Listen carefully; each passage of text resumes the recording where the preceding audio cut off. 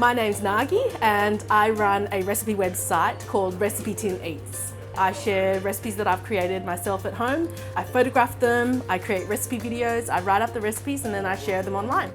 When I was reading the stories about our healthcare workers and everything they were sacrificing and how hard they were working and the pressure they were under, I felt like I had a moral obligation to do something. So I basically started a fundraiser to try and see if other people in Sydney would want to contribute.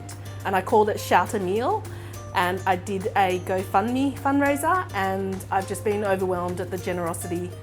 So we talk about people giving back and digging deep, and to me the team back here from Baptist and Wilson are such a wonderful example of that. They were able to mobilise so quickly and they've gone out of their way to re-employ people who had lost their jobs as a result of this, and that was one of the objectives.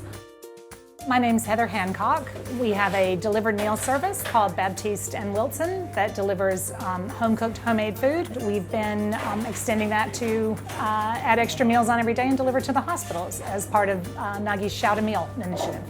We were seeing our hospitality friends and neighbors being put out of work, local cafes and restaurants closing. Nagi rang in the middle of all of that and said, I'm thinking about doing this initiative to try and feed healthcare workers. And I basically burst into tears and said, that's exactly what I wanted to do, but I haven't been able to figure out how to. I'm really happy that the healthcare workers who are doing such a phenomenal job are getting some recognition for what they do.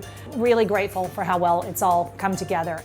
A lot of fun doing it, and just see all the workers, health workers smiling, getting their meal at the end of the shift. That's the center for us to keep us going. Yeah. I think it's the combined effort of all these everyday Australians, to be honest, that's even if in a small way making a difference. I've always said to my team, if we can make one person smile today, then we've done something.